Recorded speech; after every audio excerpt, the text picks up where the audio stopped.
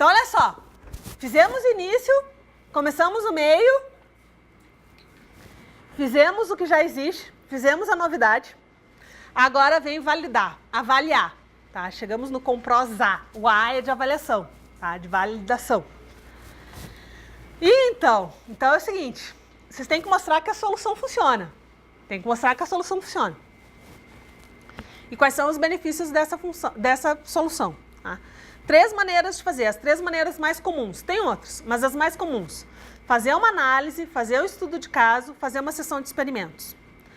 A análise, aí é mais para o pessoal que trabalha com teoria, com problemas teóricos.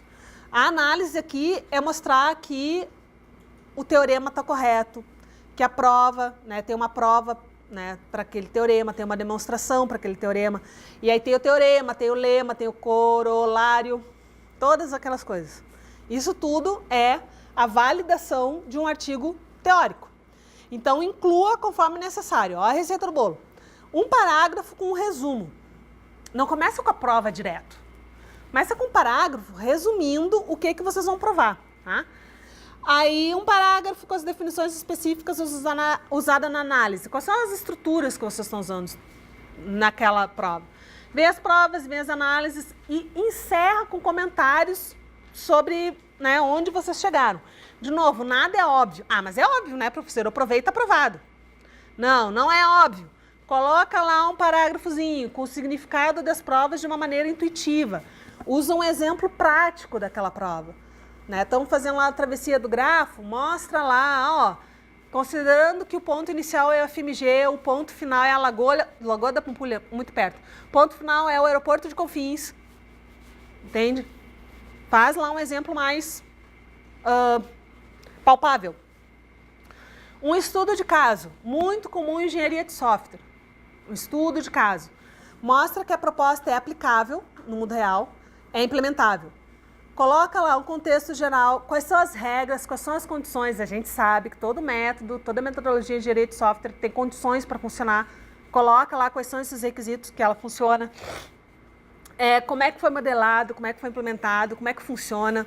Né? E aí o pessoal de engenharia de software gosta de botar aqueles fluxogramas assim, né? Com os dados entrando, dados saindo, processo fazendo. Coloca lá. Tá? Esse é um estudo de caso. Quais são as vantagens, quais são as desvantagens de usar esse modelo ou usar um outro modelo. Tá?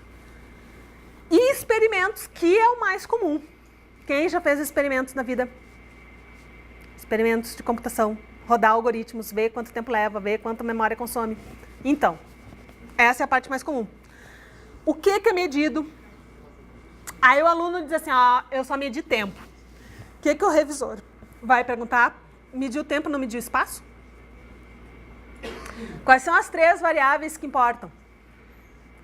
Quais são as 3 principais variáveis? Tempo é só a primeira delas. Quais são as outras 2? Espaço e...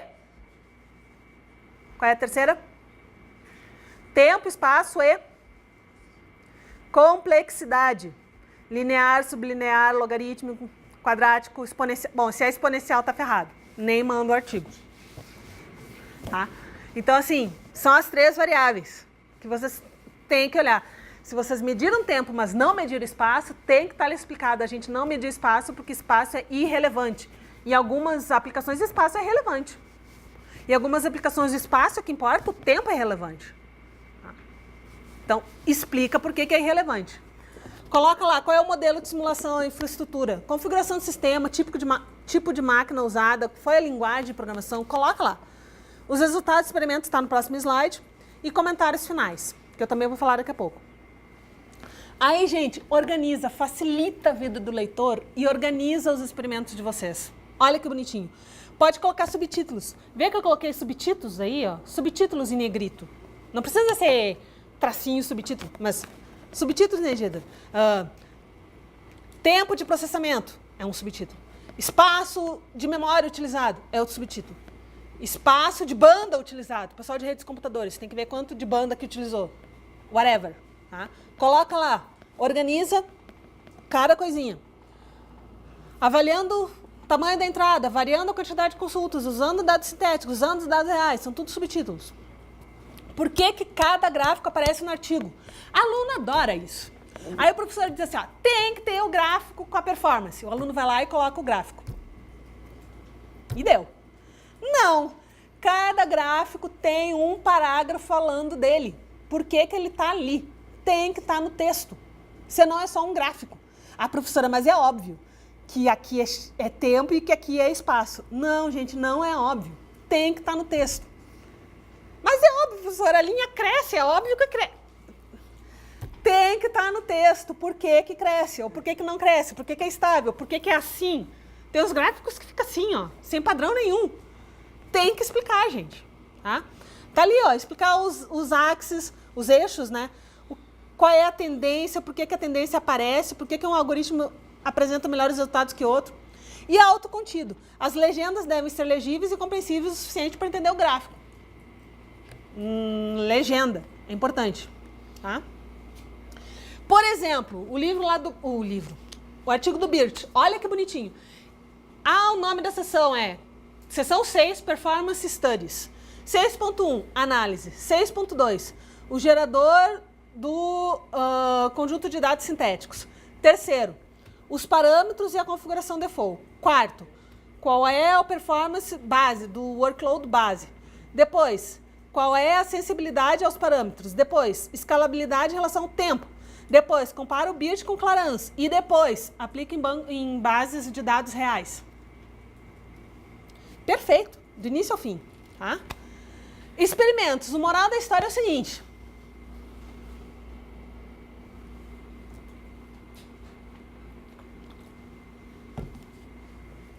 Mostra que o trem funciona. Mostra a velocidade do trem. Mostra a capacidade do trem. Mostra, ó, mostrando, ó, like this. É assim que se faz. Mostra lá. Tá? E discute no final, gente. Não deixa as ideias voando para o leitor concluir o que ele tinha que ter concluído. Não, vocês concluem para ele. Vocês vão concluir. Tá? Vai lá, pode ser uma subseção final dos experimentos ou numa seção chamada conclusão. Você decide. Os relacionamentos entre os fatos e os resultados, quais são os princípios, as relações, as generalizações mostradas, a exceção, a falta de relação, os pontos incertos. Ponto incerto às vezes aparece bastante. Tá? Mostrar que concorda ou discorda do que já existe. Lembra que eu falei lá no início? Vai ter alguma surpresa nesse trabalho de vocês? Aqui o experimento vai mostrar que, ao contrário do que todo mundo pensa, colocar em paralelo não muda nada. Todo mundo acha que colocar em paralelo o tempo é menos tempo. Não, se botar 9 mulheres, 9 mulheres a ficar grávida ao mesmo tempo, o bebê não nasce em um mês, gente. Não nasce. No final de um mês vocês não vão ter um bebê, vocês vão ter 9 bebês ao final de 9 meses, se tudo der certo. Entende? Então, paralelizar nem sempre é a resposta. Coloquem isso lá. Não vão colocar esse exemplo da mulher grávida. Não é isso. Coloquem lá a conclusão que contraria tudo que todo mundo pensa, entendeu? Mas mostra os gráficos, mostra tudo bonitinho. E assim, você é o seu maior fã. Você é o seu maior fã. Entendeu? O meu trabalho é o máximo. Tem que estar escrito lá porque o trabalho de vocês é o máximo. Geralmente é, acreditem. Se o orientador diz que é porque é. Se o orientador diz que não é também. Tá? Mas acreditem. Vocês têm que ser o maior fã do trabalho de vocês. Vocês têm que mostrar que ele é o melhor, que ele é o mais bonito, que ele é o mais lindo, qualquer que seja. Tá? Então, assim, ó, conclui bonitinho. Coloca lá um resumo do que apresentou, quais foram as principais contribuições, por que é importante, por que é relevante, por que vai mudar a história do mundo. Coloca lá na conclusão. Tá? Dicas para uso prático. Olha só como que caminhar num gráfico pode ser usado no sistema da BH Trans, que é lindo e maravilhoso, mas pode ficar mais lindo e mais maravilhoso. Tá? Coloca isso lá. Trabalhos futuros. É sempre interessante mostrar que o trabalho de vocês continua. Tá? E aí, assim, evita entregar as ideias de vocês de graça. Se vocês têm uma nova maneira de fazer a BH Trans funcionar, não escreve lá na conclusão dizendo qual é. Diz que vocês estão pesquisando. E aí no próximo artigo vocês apresentam qual é a solução, certo? Aí vem o exemplo da conclusão. Aí ele fala lá, né, do contexto, em particular, o que não funciona nos modelos atuais, qual foi o problema que eles identificaram. Os nossos experimentos mostram que blá, blá, blá, os nossos resultados demonstram que blá, blá, blá. Repete de maneira simplificada tudo que foi dito. Tá? E as referências são importantes. As referências, elas são importantes. Tem que estar lá. Tá? Elas são corretas, elas são completas, elas são específicas. Vejam quais são relevantes para o trabalho de vocês. Tá? As referências vêm depois da conclusão, né? Na SBC Horizontes, agosto de 2009, tem esse artigo de como fazer pesquisa bibliográfica. Leiam, deem uma olhada, né? Como fazer a revisão bibliográfica, tá lá, como referenciar os artigos. Dúvidas, perguntas? Tá, então a pergunta... Como que eu provo que o meu trabalho funciona? O que eu tenho que falar para provar isso? A pergunta é como mostrar, como provar que o trabalho funciona. Aí a questão é, fiz 100 experimentos, em 99 o meu é pior, em 1 o meu é melhor, eu mostro aquele 1 que é melhor. Não é uma boa prática. Tá? Mas assim, o que é importante é deixar claro que, nessa situação específica, o meu trabalho roda 10 vezes mais rápido do que o deles. Essas outras situações têm pelo menos um desempenho comparável, senão não faz sentido. Senão vocês estão ferrados, certo?